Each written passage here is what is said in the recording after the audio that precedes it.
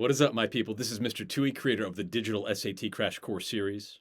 And if you're looking for help with digital SAT reading, you're in the right place. In this video, I'm going to teach you my 3 rules for digital SAT reading, and then we'll practice applying those rules on a wide variety of questions from the digital SAT reading and writing section. If you like this video, make sure to like and subscribe down below, and be on the lookout for more digital SAT prep videos coming out soon. In the meantime, sit back, relax, and enjoy this video from my digital SAT reading and writing crash course. All right, welcome everybody to Digital SAT Reading and Writing Crash Course. This is day 3, and we're switching gears a little bit here on day 3. We're going to the reading comprehension questions on the Digital SAT. I know in the last 2 days of the course, we focused on the grammar questions sort of in the second half of the reading and writing section. So now we're going back to the beginning of the reading and writing section. We're going to focus on reading and reading comprehension, just kind of in general. We've got Catherine and Ruby with us today. Say hi to everybody, please, ladies. Hello. Thank you. All right, and I've got my rules for reading up here on the screen. This is where I want to start before we jump into the questions. I've got just 3 rules here, and sort of like guidelines here as we go through these reading questions. And Catherine, I'd love you to read rule number 1 here on my rules for reading, please. Got it. Rule number 1, look up definitions of every word you don't know from this point forward. Look up words in your untimed SAT prep and in your own reading for school or for pleasure. Make it a habit. Okay, this is huge. I can't emphasize this enough. Looking up words that you don't know in your work. And not just in your SAT prep. I mean, start there, and we're going to do that today. We're going to talk a lot about academic vocabulary. But also in your own reading, whether it be for school or just reading on your own for pleasure, you need to make it a habit of looking up words you don't know. And here's why. 90% of reading comprehension, 90% of it easily, is just knowing what words mean. That's it. If you know what the words mean in a sentence or in a passage, then you understand the ideas being communicated by the author. If you don't know what the words mean, then it might as well be a foreign language.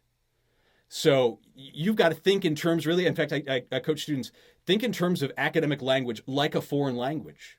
Do you guys realize, like, you can learn a foreign language in like 3 or 4 months, no problem, if you immerse yourself in that language. If you like move to Mexico like 3 or 4 months, I know that's not super practical, but if you did, you could learn Spanish in 3 to 4 months if you surround yourself, if you immerse yourself in the language. Are you familiar with that idea, that that's a thing? Yes, I've heard that before. Yeah, it's true. You've got to immerse yourself in it. And it's the same thing with academic language. You've got to immerse yourself in it. Now, a lot of students, when they're reading something either on the SAT or kind of in their own work, have you ever had this experience? I certainly have, of like reading like a page or 2 of text and being like, I have no idea what I just read. What was that? Have you ever had that experience, either of you ladies? Yeah. It's pretty standard, right? Especially like higher level difficulty sort of passages. But the issue is, by and large, most of the time, it's just that you don't know what the words are that you're reading, right? And so you're just not catching the ideas. And then like the confusion just sort of piles up as you keep plowing through the text. So if you see a word you don't know in a sentence, you're like, wait, that sentence doesn't make any sense. Look up the definition. Reread it. And if you can do that, then like things are just going to start suddenly making sense in a way they didn't before, if you know what the words mean. So we're going to focus on that today. And if you can make it a habit on your own, it's almost as important, maybe as important as any of the work that we're doing here, is just boosting your academic vocabulary, learning this foreign language of academic English. Does that make some sense? Yes. Okay. Can you ladies commit to looking up every word you don't know from this point forward? Can you commit to that right now? Can you do it? We can try our best. Yes, all I can ask for is your best. I appreciate that. But if you can do it, and it takes some time to build. We're talking like 3 weeks, 4 weeks, 5 weeks, 6 weeks. Continuously looking up vocabulary. But if you keep doing that, suddenly you'll start understanding stuff that you didn't understand before, and you're going to see the same words over and over again. It's just going to boost your reading comprehension a ton. So, and we'll practice that a little bit today. Ruby, go ahead and read rule number 2 for us, please. Okay.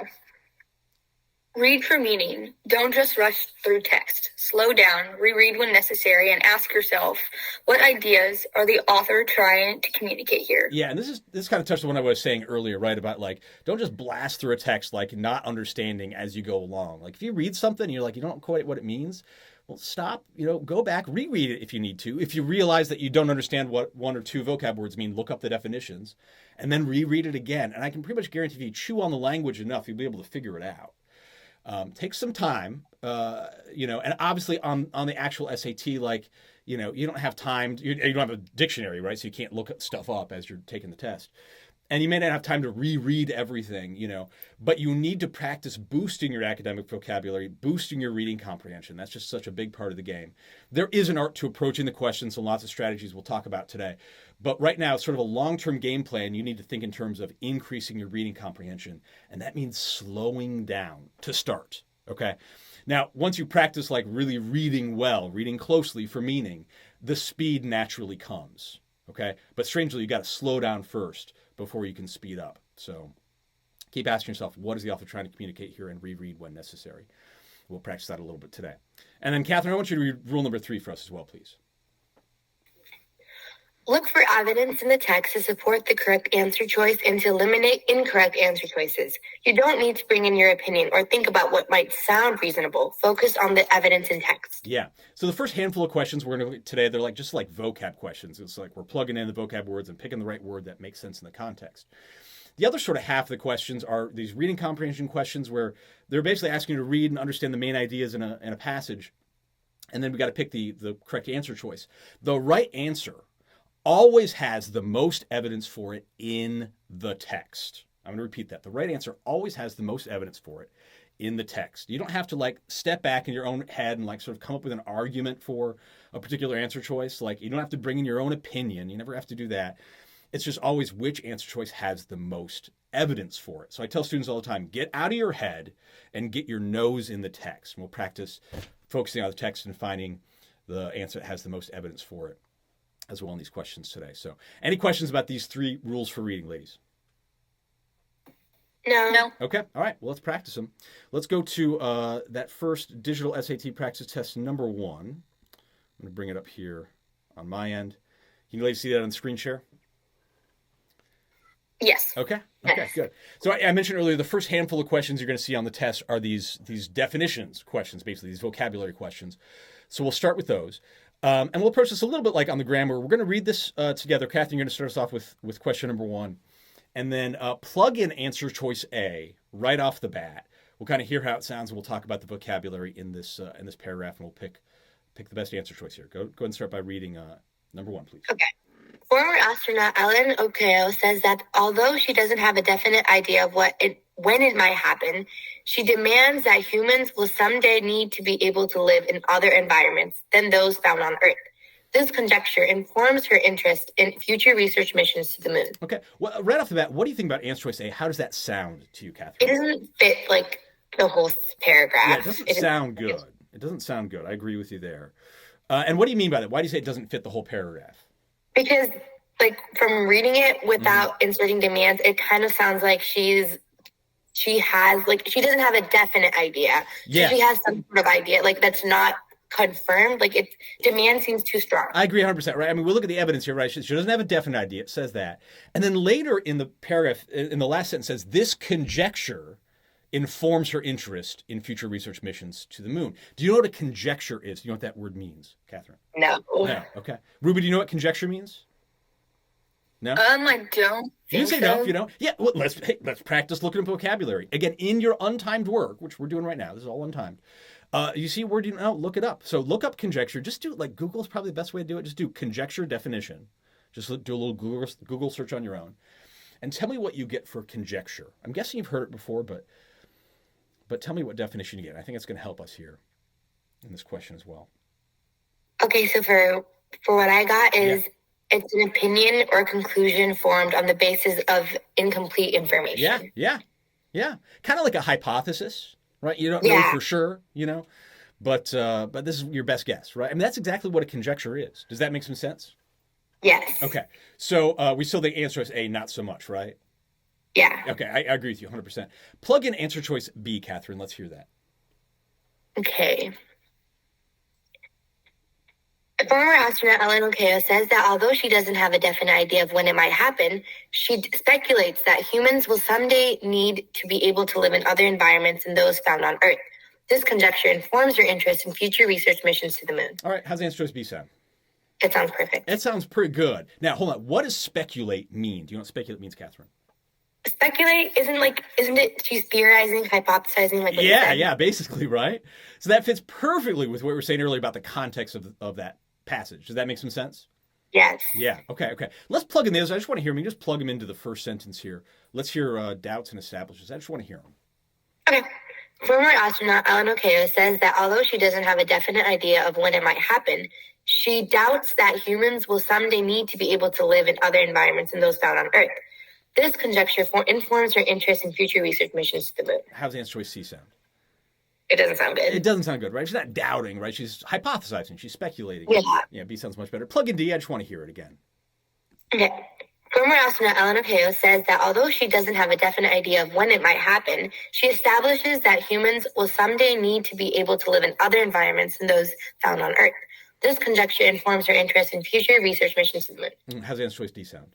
It also doesn't sound good. Also doesn't sound good, right? And really the key there is that when that last sentence says this conjecture. So it's referring to some hypothesis, some guess, right? And that's why it's got to be answer choice B, speculates. It makes the most sense. Any questions about that, Catherine or Ruby? No. Okay.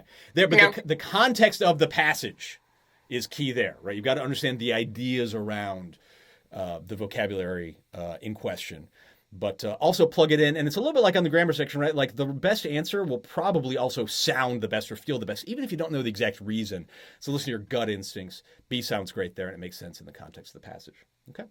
Let's do number 2. Ruby, you are up. Go ahead and read question number 2 for us, please. Okay.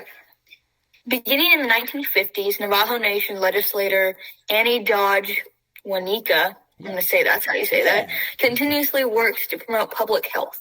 This impartial effort involved traveling throughout the vast Navajo homeland and writing a medical dictionary for speakers of that, the Navajo language. Okay, good. Yeah, but I want to point this out, like, don't, like, stress yourself out about, like, pronouncing, like, proper names, like stuff like here with, like, this language. I mean, if you want to, you're comfortable doing it, and it's not much effort, you can do it. I coach a lot of students to say, call it DB, or you can just say speakers of that language, right? The Navajo language. That's fine, yeah. So don't stress about pronunciation as you're working on this. Okay, what do you think about answer choice A, impartial? Did you plug that into the sentence? Yes, I did. What do you think about impartial? How's that sound? Let's start there. It does not sound good. It doesn't sound good. I agree with you. Do you know what impartial means? Impartial, it means like you're sort of making I don't know.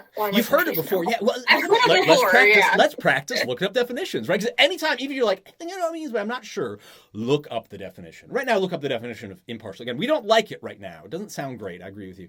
But just do impartial definition. Tell me what you get. Okay. It means treating all rivals or disputants equally fair and just. Yeah, basically means being fair, not showing favoritism over one side or another, right? That's impartial. Not choosing one part or one side over another. That's impartial. Does that make some sense?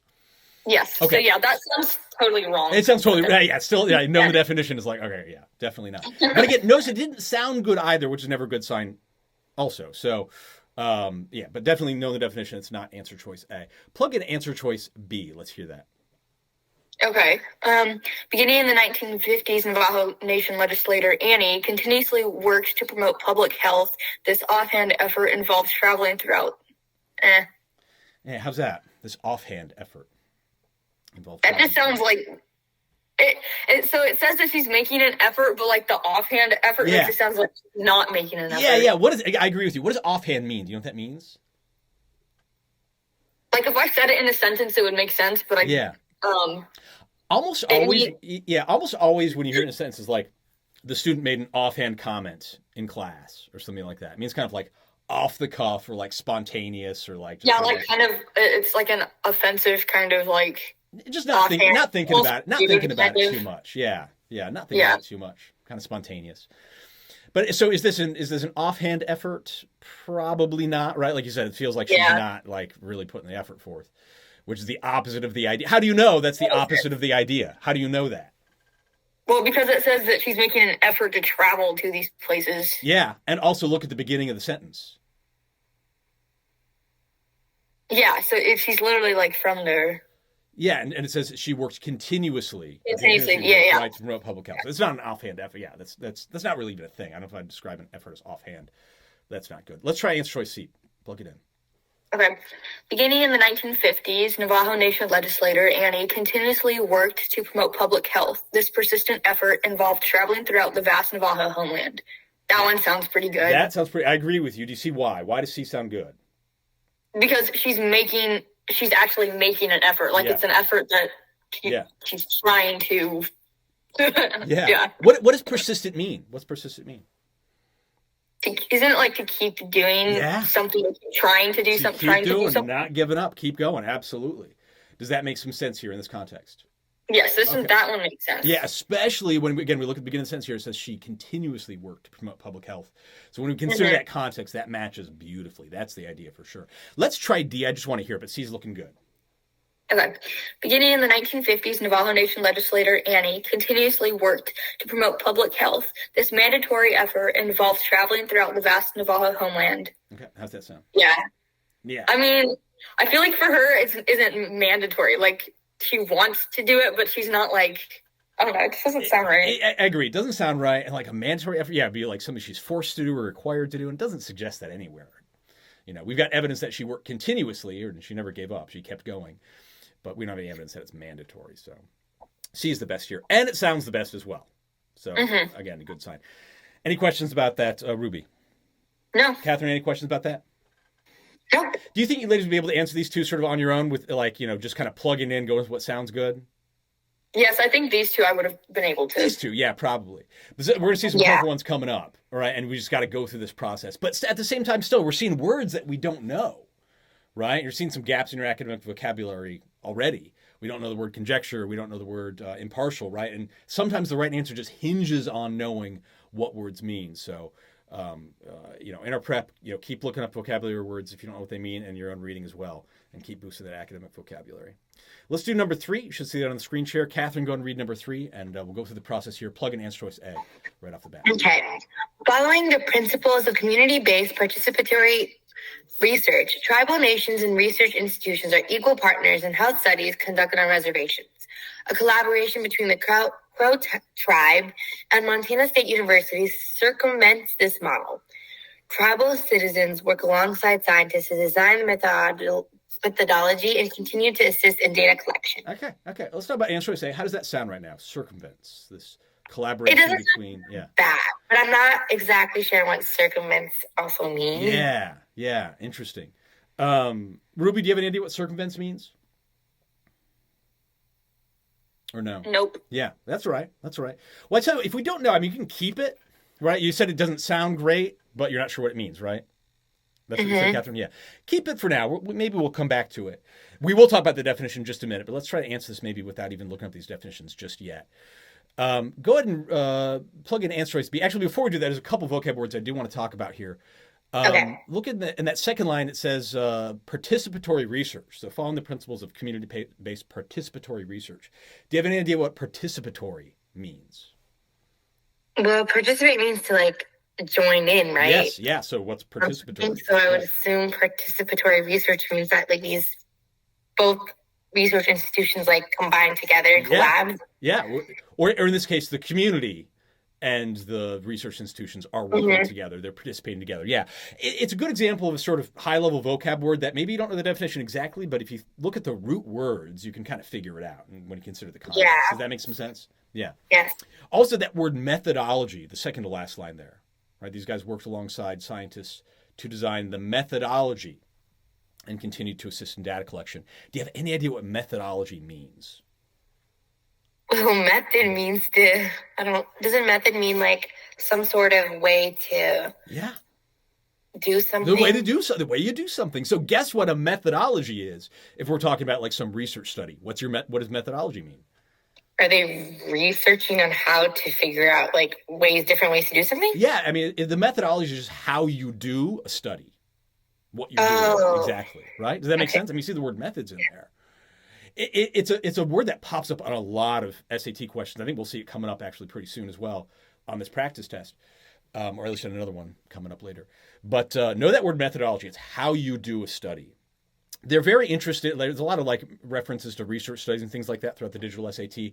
They're very interested in you knowing the difference between the aims or the goals of a study, the methodology of a study, that is how you do it, and also the results of the study, and kind of knowing the distinction between all those aspects of research studies. So know the term methodology. We're just talking about the methods. That's all it means. Okay. Okay. Let's plug in answer choice B. I think you can take it from a collaboration. Let's just hear that A sentence. collaboration between the Crow tribe and Montana State University eclipses this model. Tribal citizens work alongside scientists to design methodology and continue to assist in data collection. Okay, what do you think about answer choice B? How does that sound to you right now? I mean, it doesn't sound bad, but I'm also not sure. We don't know what eclipse means. Interesting, right? Right. Now, you've heard the word eclipse before, right? Eclipse? Yeah, or just eclipse in general, right? I mean, we've got an eclipse coming up here. Yes. Yeah, right? Like, what is it? An eclipse in general, right? It's like when the moon goes in front of the sun. You're familiar with that? Uh-huh. Yeah. And it kind of, it's got a similar definition here. And we're talking about if something eclipses something else, it sort of overshadows something else or takes attention away from something else or gets in front of something else. That's sort of the idea here. Okay? Oh, so you can kind of okay. figure that out just based on what you know about eclipses, possibly. But so do you think a collaboration between the Crow tribe and Montana State University eclipses this model, takes the attention away from this model, gets in the way? I don't think it does because they're trying to figure out this model together, right? Yeah, they're working together. That's what they're trying to get at. Yeah, not that like it's getting in front of or taking attention away from a model. That doesn't make a ton of sense. B's not looking good. Let's try C. Plug that in. Okay. A collaboration between the Crow tribe and Montana State University fabricates this model. Tribal citizens work alongside scientists to design the methodology and continue to assist in data collection. How's answer choice C sound? Not bad. Not too bad. What does it mean to fabricate? Isn't it like replicate? Is that what it means? In some contexts, maybe it's more like make or manufacture. Oh, okay. Create. Create. Yeah. So then I feel like it sounds pretty good. Okay. Well, let's keep it. Let's try D. Okay. A collaboration between the Crow tribe and Montana State University exemplifies this model. Tribal citizens work alongside scientists to design the methodology and continue to assist in data collection. What do you think about answer choice D? How does that sound? I mean, it doesn't sound terrible either. Exemplifies kind of means to like be an example. Yeah, right. You may have never heard the word exemplifies before, but you can kind of figure it out, just like participatory or methodology, right? And be like, you're absolutely right. That's a perfect definition. To exemplify something means to be an example of something. So, is this collaboration between the Crow tribe and Montana State University, is it exemplifying or is it an example of this model? I feel like I don't think it is, because isn't that like this model, like the definition of that model, isn't that what they're doing instead of what they're trying to be like? Well, it says, okay, so it says it's exemplifying this model. So what model are we referring to here? What model? Tribal citizens work alongside scientists to design methodology. Yes. It's the community-based participatory research model, right, where the tribe is working with these research institutions. So is this collaboration between the Crow tribe and Montana State University, is it exemplifying, is it an example of this model? I guess it is. I guess it is, isn't it? What's the best answer choice here? D? It's probably D, and it is. It is. Why would it not? Why would it not be C? Fabricates? Great question. Yeah, because it kind of sounds like it might work. So you got to. The key is, I mean, we're plugging this into the sentence, and so it says a collaboration between the Crow tribe and Montana State University fabricates this model. Remember, to fabricate means to like manufacture or create. So is this collaboration manufacturing this model? Is it creating this model? Is the collaboration making the model? Oh, would you use that phrasing there? No, when you put it like that. Now, you might be like, if you step away from the text, you might be like, but they're creating this research project, so fabricates, right? But when you plug it into the sentence, it doesn't make sense in that context. The collaboration isn't fabricating anything. It's exemplifying something. It's exemplifying this participatory research model. It's definitely an example of it, but it's not fabricating anything. Does that make sense? That does make sense. And I coach students all the time. You got to get out of your head and you got to stick your nose in the text. Because some students are going to look at, they're like, well, they're making a research, they're creating a research project. But you're moving away from the ideas in the sentence. It's got to work there in the sentence, in the context. So exemplifies is the best. Okay. Let's look up that definition of circumvents. That's a good word. Okay. Go on, just do a Google search. Circumvents definition. What I found was it's like finding a way around or to avoid. go around, right? Which shouldn't surprise you again, right? Because you see like the word circle almost is in there, right? Or circumference, right, is the length around a circle, right? We're just talking about that maybe a little bit in the math crash course. So does that make sense now? Yeah. Yes, especially when you look at the root words. So be aware, again, you're not going to have the dictionary on the test. But don't focus on what you don't know. Focus on what you know. And sometimes just knowing the root words, you can at least make a reasonable guess about what the words mean. But you came up with a perfect definition of exemplifies without looking it up. And that works the best. So it is answer choice D. Any questions about that or no? No. Okay. Ruby, any questions about that one? No. No, that's a tough one. That's a tough one. We got some more tough ones coming up here. Number 4, I think we'll be pretty good on. Ruby, go ahead and read question number 4 and plug in answer choice A. Start us off. Okay. The parasitic daughter plant increases its reproductive success by flowering at the same time as the host plant it has latched onto. In 2020, Wu and his colleagues determined that the tiny daughter? I don't know. Daughter. I don't care. Okay. Yeah. Daughter achieves this synchronization with its host by absorbing and utilizing a protein that the host produces when it is about to flower. Okay. What do you think about answer choice A? How does that sound, Ruby? That actually sounds pretty good. That sounds pretty good. I agree with you. Why do you think that sounds good? Why do you think that makes sense here? Well, because in the first sentence, it says that the daughter plant, it flowers at the same time as the host plant that's latched on. Yeah, absolutely. And to synchronize means like at the same time. I mean, at the same time, right? And we talk about roots as well, and we should, right? Chronos is the Greek word for time. Chronos. So whenever you see like something like that CHRON root somewhere, like a chronometer is a fancy word for a timepiece or a watch or a clock, right? It's a chronometer. I think even Chronos was like the Greek god of time or something like that. That's where the name comes from. But and then the syn prefix means like together, like at the same time in this context, together at the same time. So synchronization. Okay. Yeah, it makes a ton of sense. It sounds pretty good. Let's keep it. I mean, do we need to test the others here? I don't really think so because we have like hibernation, prediction, and moderation. Yeah, they're all trash. I mean, you can plug them in, and you know, I would practice in your work. I do recommend testing all the answer choices here. Okay. And just take it from like Wu and his colleagues. I want to hear B, C, and D. Just plug them in real quick. Okay. Wu and his colleagues determined that the tiny daughter achieves this hibernation with its host by absorbing. No, you stop. It's not hibernating. Yeah, no. Try C. Okay. Wu and his colleagues determined that the tiny daughter achieves this prediction. That doesn't even make sense. No. What prediction? No. Try D. Wu and his colleagues determined that the tiny daughter achieves this moderation with its host. Trash. Okay, trash. Right. Is that pretty clear? Yeah. So it is answer choice A. We've got good evidence for it there. It's at the beginning of that passage. Any questions about that? No. Okay, but do you see how important it is, though, to read the context, right? You can't just start by plugging into, like, someone's just going to plug into the words around the blanks. Don't do that. You've got to approach this. I mean, this is the reading section here. You've got to approach this as like a reading comprehension question. Yeah, we're picking the right vocab word, but we've got to consider the context of the rest of the passage, and that's the key there. Questions? Mm-hmm. No. Okay. This one's a little tricky. Catherine, number 5. Go and plug in A, and I'll guide you through this one here. Great. I love tricky ones. That's the Given that the conditions in binary star systems should make planetary formation nearly impossible, it's not surprising that the existence of planets in such systems has lacked a discernible explanation. Roman Rafikov, whatever their names are, shed light on the subject when they used modeling to determine a complex set of factors that could support planets' development. What do you think about answer choice A there, Catherine? How's that sound to you? I think it sounds not bad. Yeah, I agree with you. It sounds not bad. What does discernible mean? Do you know what discernible means? Discernible means like an understandable, right? Explanation? Yeah, it might be a little more specific than that. We'll look at the definition here a little bit, I think. But it's close to understand. To discern something means to like... We'll look up the definition here in a minute. We'll look up the definition. Okay. But let's hold on to it. It sounds not bad. I agree with you. Let's try B. Plug in B. Given that the conditions in binary star systems should make planetary formation nearly impossible, it's not surprising that the existence of planets in such system has lacked a straightforward explanation.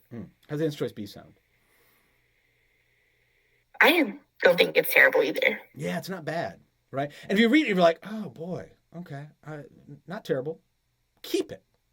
Get rid of the obviously incorrect ones, to start. But the ones that don't get bad, keep it. let's talk about the ideas here in this passage. What's the idea here in the first sentence? What's the idea? Well, it's sort of like they give a theory and it's saying that's kind of impossible. So it's obviously like it's not surprising that the system doesn't have a clear explanation. Yeah, I agree with you. So, given the conditions in binary star systems, what does binary mean? Do you have any idea? Binary? Binary star systems. I've heard the term before, but I don't think I have. Have you heard like a binary numbering system? That's generally where you hear it. Binary numbers. Have you heard that before? No.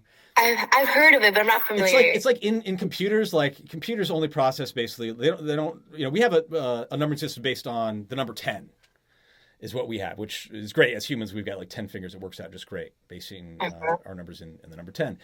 Computers are binary. They only basically process zeros and ones is what they process, right? So binary means, well, two, like that bi prefix. So like a bicycle has, well, 2 wheels. Has a tricycle has 3, right? Tri means 3, right? So binary star system has 2 suns or 2 stars. Which you might see if you ever watch like the Star Wars movies, like that pops up. I think there's like Luke is like looking up at the sky. Like sunset. There's like 2 suns in the sky. That would be a binary star system. So which actually makes sense, right? Why planets might have trouble forming in a binary star system if like 2 stars are spinning around each other, they're like crash into the planets. You know what I'm saying? Mm-hmm. So that's kind of the idea there. Does that make sense? Yes. Okay, so it's not surprising that the existence of planets in such systems has lacked some sort of explanation. Okay, let's try answer choice C. Plug it in.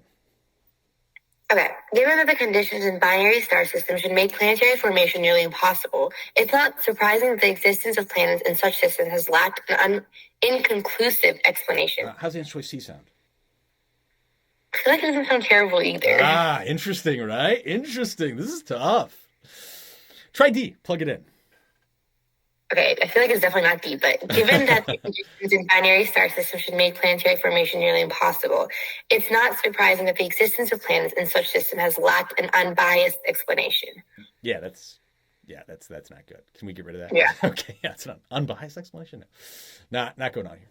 So let's get rid of D here. Now this is tough because we got 3 that are all pretty reasonable sounding. Okay.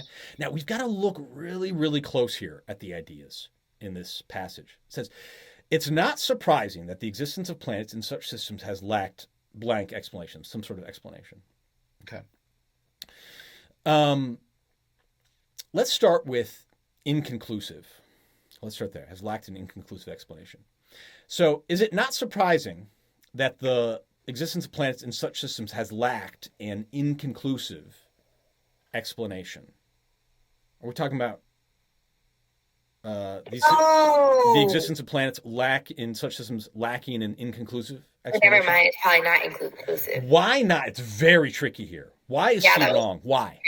Why? Because it's saying that such systems has lacked some explanation. So then that would mean it has an inconclusive explanation. It's not lacking. Don't know what happened. Yes. Now, this is really tricky. A lot of students are going to pick C here. And I get why, right? Because they read that first sentence and they're like, oh, they don't know how they're doing it, right? They don't know how these planets are forming. It's inconclusive.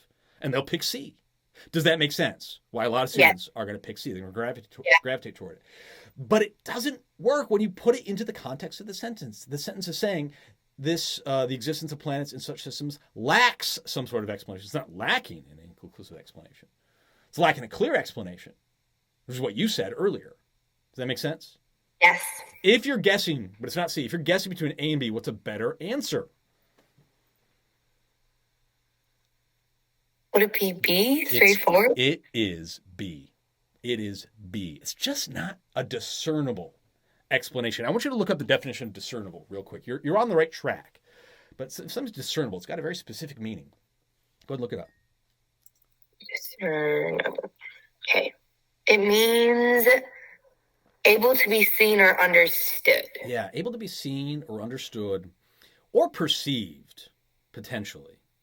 Okay. Now, it's interesting because if you go with kind of understood, discernible sounds pretty good. All right, if you just kind of if you're thinking about that definition of understandable, but in general, I wouldn't describe an explanation as a discernible explanation. You know what I'm saying? Like that's not really a thing. An explanation could be straightforward. Have you heard that phrasing before? Well, it's a very straightforward explanation. Or the teacher, yeah, that's a thing. right? But you wouldn't describe an explanation as discernible. To discern something means to like sense it or perceive it, and it's just not an explanation that you're sensing or perceiving here.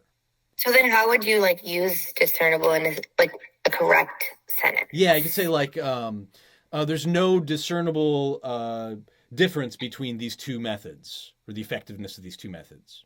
There's no difference that you could sense or perceive. You're getting the same effects. Okay, that makes sense. But you couldn't say straightforward. There's no straightforward difference between. Probably not. Right? It's not quite the same, right? And that's it. And this is where like reading is so important. Okay, because like certain words are used in certain contexts, and certain words, where like, and some words just aren't used in certain contexts, just in general. And we can talk about an explanation being straightforward. That's a common phrase, and that's a common way to describe an explanation. But you just wouldn't use that word discernible to describe an explanation. Explanations aren't discernible, generally. The effects of something could be discernible. Something you sense could be discernible, but not an explanation. Does that make some sense? Yes. It's very tricky. But there, again, when you're torn between two, and you'll see some all the time, you're like, man, I'm not sure it's that one or that one. Go with your gut instinct.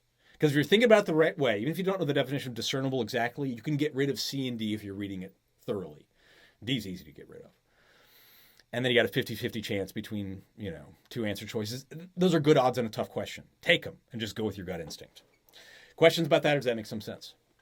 That makes sense. Okay, good. You're not going to know everything. There's some I see for the first time that I'm kind of iffy about. But just go through that process. Focus on elimination. Get rid of the obviously incorrect ones, then go with your gut instinct. But if you know what these definitions mean and you're reading well and you know how words work in context, then B is clearly the best answer choice there. Let's go to number 6. Ruby, go ahead and read number 6 for us. This one's tough too. I'll guide you through it. Okay. Seminole Muskogee director Sterling repudiates television's tendency to situate native characters in the distant past. This rejection is evident in his series, Reservation Dogs, which revolves around teenagers who dress in contemporary styles, and whose dialogue is laced with current slang. Okay. What do you think about answer choice A there? I don't think it sounds bad. Okay. Let's keep it. Do you know what repudiates means? Doesn't it mean like to refuse? Yeah. To refuse. Yeah. Means to refuse something. Yeah. Yeah. We'll look at the definition in a minute, but you're absolutely right. Yeah, it's definitely to refuse something. Yeah. Okay. Let's plug in B. Actually, before we do that, let's talk about some vocab here in this passage. Because this rejection is evident in his series Reservation Dogs, which revolves around teenagers who dress in contemporary styles. What does the word contemporary mean, by the way? Doesn't it mean like it's not like new, but it's like no, it is. It is like modern. What's happening right now? Modern, yeah. Yeah, absolutely. Yeah, that it means happening right now. And then their dialogue. You know what dialogue means? Wording, like how they speak. How they speak, yeah, is laced, which means like mixed with basically current slang. So they're his series Reservation Dogs is portraying native characters basically as modern people, not putting them in the past. Does that make sense? Yes. That's the idea here. Okay. So let's keep that, right? Especially when we're refusing something. Is Sterling Harger refusing television's tendency to situate native characters in the distant past?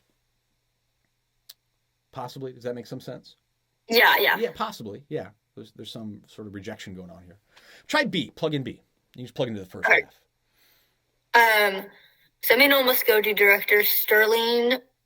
I'm sorry, read that again. Seminole Muskogee director Sterling proclaims television's tendency to situate native characters in the distant past. How's answer choice B sound? That one doesn't really make sense. It doesn't make. Why not? What does it mean to proclaim something? Like to say that this is how something is. Yeah, and to say it like publicly, right? Yeah, to speak that doesn't. About it.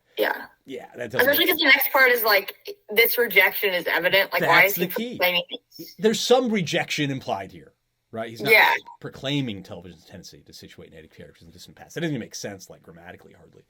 Try C. Seminole Muskogee director Sterling foretells television's tendency to situate native characters in the distant past. How's C sound? That one doesn't even make sense. No, that's trash. That's really bad. What does to foretell mean? What's that mean? Isn't it like talking about what you think the future is going to be? Yes, that's exactly what it is, right? It's such a great word because the definition is like hidden in the word. To foretell means to tell or say something before It happens. It happens. 4 times. Yeah. That's so great, right? But the definition is right there. Yeah. But even if you didn't know the definition exactly, it sounds like trash, and it's never a good sign. Let's try D. Let's try D. Okay. Seminole Muskogee director Sterling recants television's tendency to situate native characters in the distant past. Ooh, how does answer choice D sound? That one doesn't sound bad. It does not sound bad. I agree with you. Now, this is interesting here. We've got repudiates and recants. For sure it's not B or C. Mm-hmm. There's another good example where, like, sometimes you might have to take a 50-50 shot between two that are pretty reasonable. If you had to go with your gut instinct here, and you should, what sounds better? What feels better to you, Ruby? Answer choice A or answer choice D? And you can plug them in again if you need to. Okay. I feel like I would, like, if it was me, I feel like I would pick A. Yeah. Yeah. You should. You should. Okay.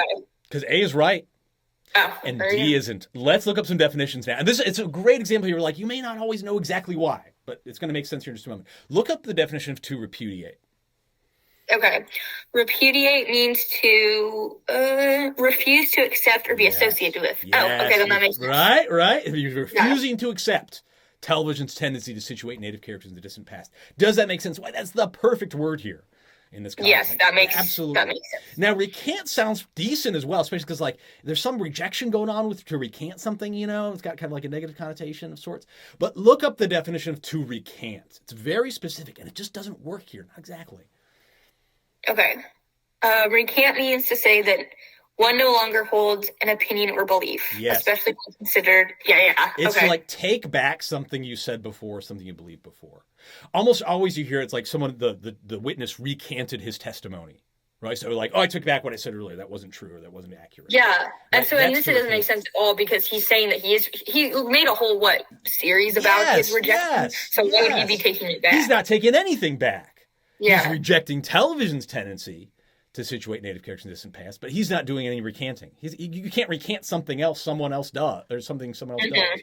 You can only recant something that you do or say. So that doesn't make sense here. And that's why A sounded better to you. Even if it wasn't fully conscious, why?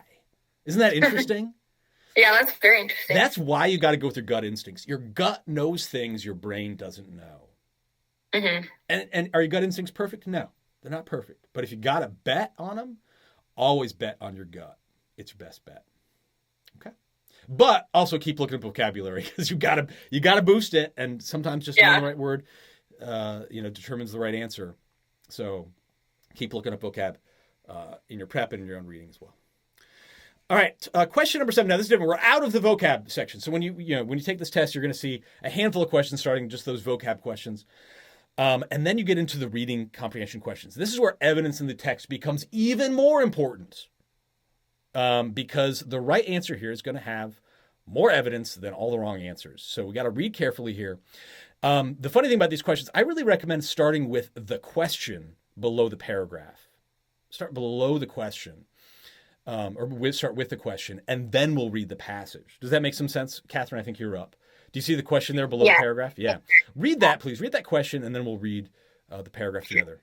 And we'll pick the Which choice best states the main purpose of the text? Okay, so as we're reading this, we're just considering the main purpose of the text, like why the author wrote this, what he's trying to communicate. Does that make some sense? Yes. Okay, good. Let's read it together.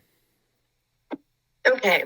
In 2007, computer scientist Louis von Ahn was working on converting printed books into a digital format.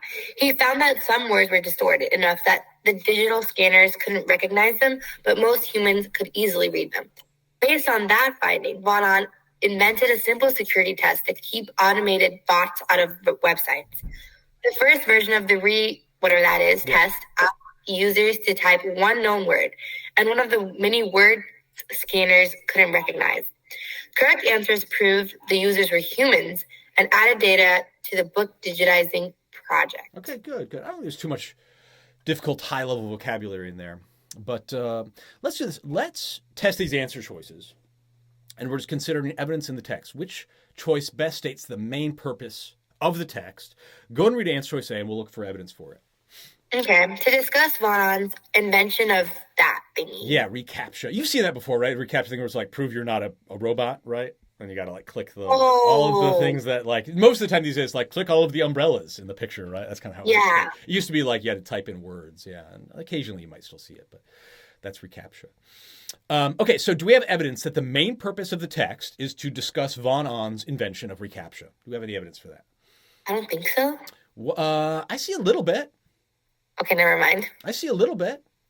Look at the text. I mean, where is there evidence? Oh, in 2007, I guess. They're giving history. Of reCAPTCHA in 2007. Oh, it's not, I don't see it mentioning it there.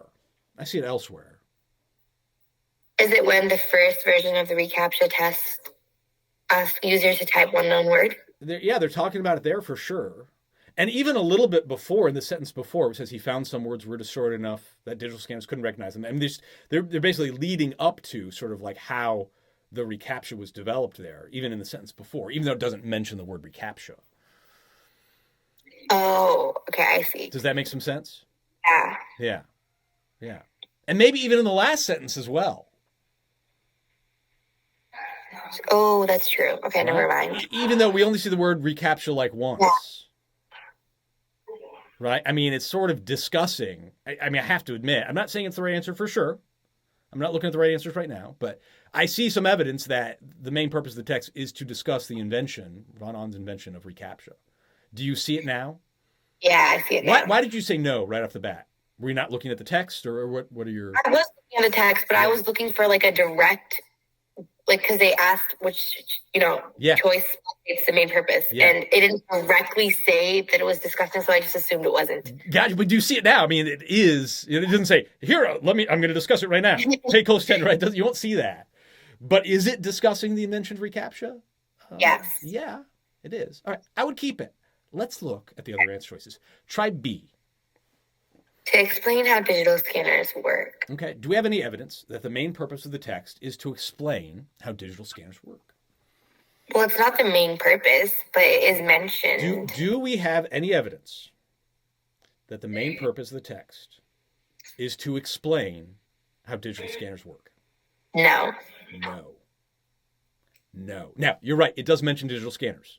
I think like in, where? The fourth line. Does it explain how they work? No. Not a bit. Answer choice B is gone. Easy to get rid of. Is that clear? Yes. Okay. Let's try C. To call attention to von Ahn's book digitizing project. Do we have evidence that the main purpose of the text is to call attention to von Ahn's book digitizing project? I'm not exactly sure because it is about his project. Yeah. I'd say we have some evidence. Right? Yeah. Where does it mention his book digitizing project? Well, I mean, it starts off with him working on converting printed books into a digital format. Yeah. And it mentions it also in the last line as well. Uh-huh. Yeah. So I'd say we have some evidence. Okay.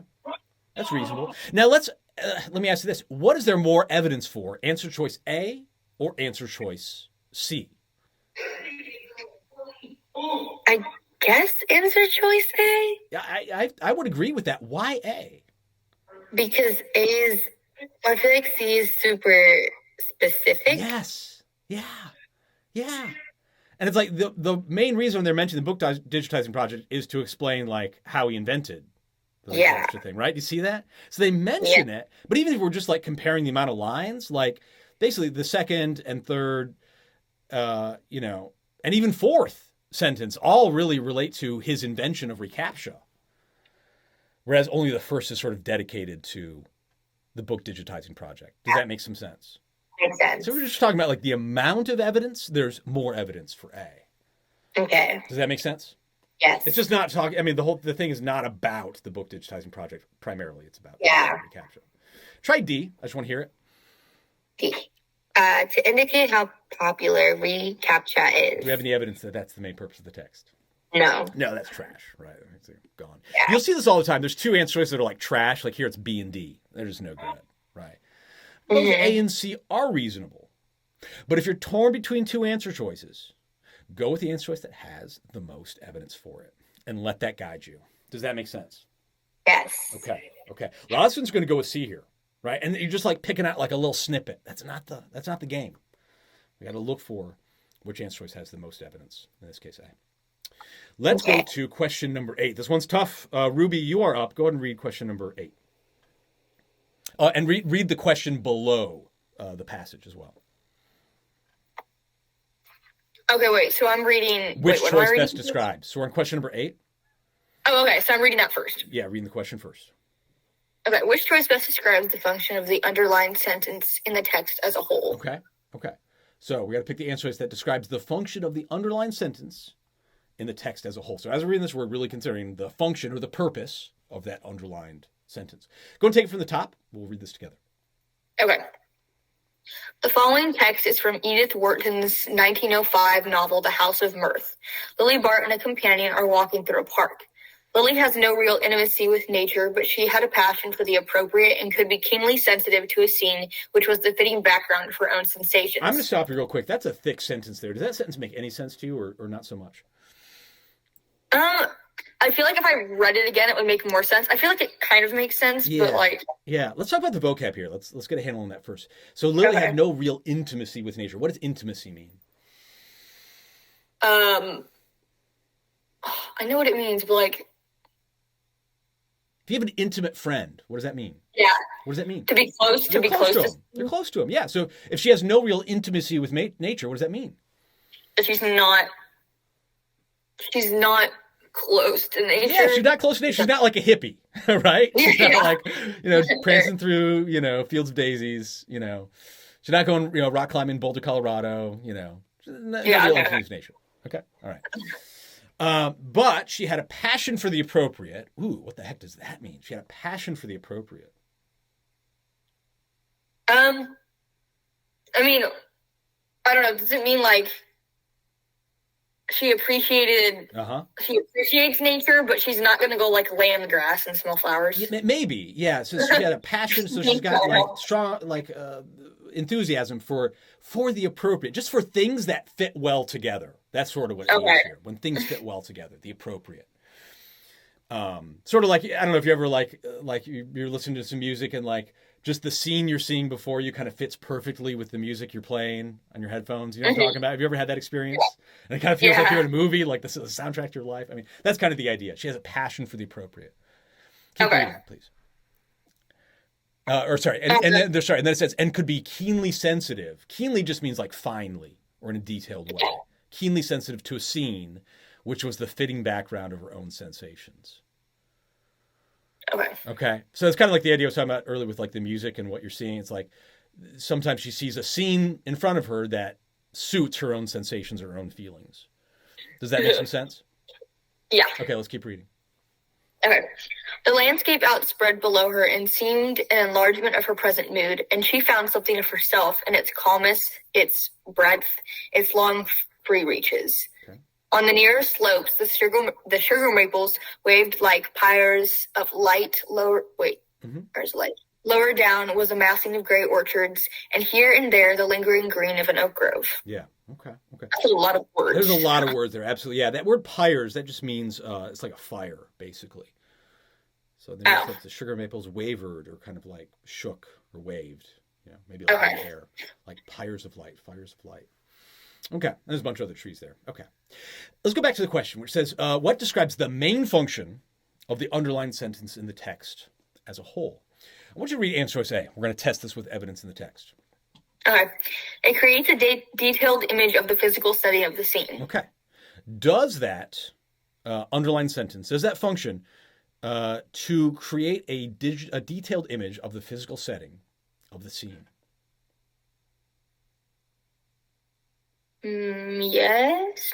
Maybe. I would keep it. What's your evidence for that? Where do you see it creating a detailed image of the physical setting of the scene? What's your evidence? Well, like the very first part says the landscape outspread below her. Like that just seems like it's describing the landscape. Is that a detailed image? I mean, not really. Oh, yeah. Right? It's like kind of. Yeah. I mean, is there anything? Because it's just talking about the landscape. It's not saying what's on the landscape. Does it mention the landscape? Yeah. Does it describe it in general terms? Maybe. Is it creating a detailed image of the physical setting of the scene? Yes or no? So I guess no. No. No. The wording here is so important, right? You can't just read an answer choice and just like kind of get like a vague impression. Like, it's black or white. It really is. Is that underlined sentence, is it functioning to create a detailed image of the physical setting of the scene? No. No. Now, if the last sentence in the passage Yes. were underlined, right, then you That could is, go that with is. A all day long. Does that make sense? Yes. And a lot of students are going to pick A just because the last sentence is fresh in their mind. They're like, oh, the passage does that. Okay, great. But that's another question. Yeah. Does the underlined sentence create a detailed image of the physical setting of the scene? No, it does not. Is that clear now? Yes. You see how specific the wording is. Mm-hmm. This is a very well edited test. They're not messing around here. And if you're just kind of relying on sort of your impressions of what's being said, you're gonna get all, you're just gonna go down the wrong path a whole lot. But stick with the wording there. It's just not doing A. Try B. Okay. It establishes that a character is experiencing an internal conflict. Okay. Do you have any evidence that the underlined sentence functions to establish that a character is experiencing an internal conflict? Well, I guess now that I'm reading it again, most of the sentence talks about like her mood and how she's feeling. Okay. So does the underlined sentence, does that function to establish that a character is experiencing an internal conflict? I don't know. Do we have any evidence for it? Let's ask that question. And I don't know is an acceptable answer. But do you see any evidence? No. I don't see any evidence that she's experiencing internal conflict. Internal conflict. Yeah. Okay. Right? Okay. So Inside herself. Yeah. Okay. In fact, I don't really see any conflict. Even Right, external, okay. for that matter. Right? Internal means inside, right? Yeah. Yeah. Okay. I Okay. don't see any conflict. Do you see any evidence for a conflict of any sort? No. No. Does not be. Very clearly. Does that make sense? Mm-hmm. Okay. Okay. Let's try C. It makes an assertion that the next sentence then expands. Okay. Does that sentence in question, does it function to make an assertion that the next sentence then expands on?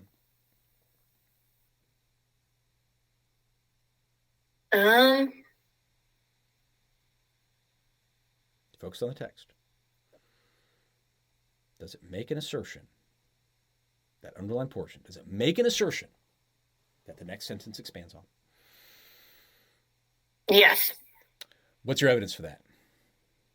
Well, so this one's talking about the landscape, and then the next one moves on to talk about what's on the landscape, right? It does. Now, notice answer choice C says it makes an assertion. Okay. If you go with answer choice C, you got to tell me what assertion. What assertion does that underlined sentence make that the next sentence expands on? What assertion? I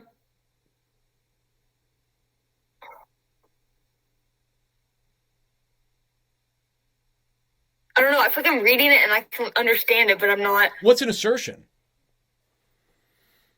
What's an assertion? Isn't it like it's like a statement, like a confident statement? Yeah, like it's a claim. Yeah. Or a statement of belief or something like that, right? It's a claim. So does that underlined sentence make a claim or an assertion, same thing, that the next sentence expands on?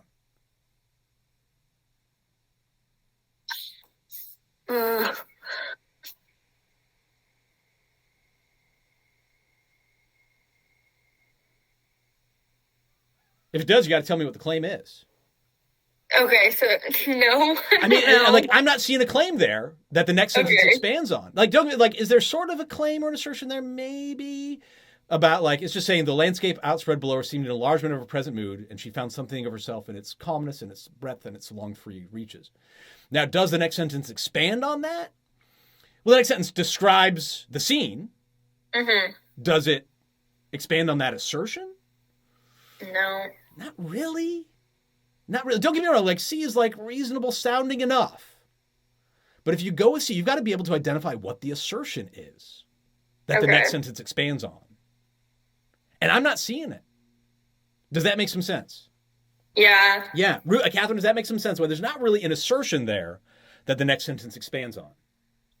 Yeah, it makes sense. Yeah, it's tough. I mean, it's so specific.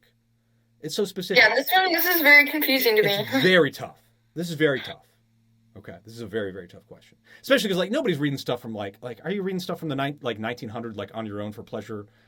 No. Probably not. I don't even know what that is. I mean, don't get me wrong. There's some great stuff written. I don't want to dismiss the classics. I love the classics, but like, but most students aren't reading this style of writing. It's tough language. It is. But let's try answer choice D. It illustrates an idea that is introduced in the previous sentence. Does that underlined sentence function to illustrate an idea that is introduced in the previous sentence? Let's talk about the word illustrate. What does it mean to illustrate something? Like to picture. To picture. Like it's, yeah, to to show picture it. something. To depict. Yeah, absolutely. Yeah.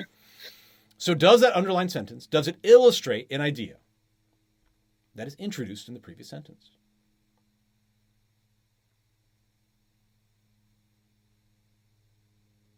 Yes, because she... Wait.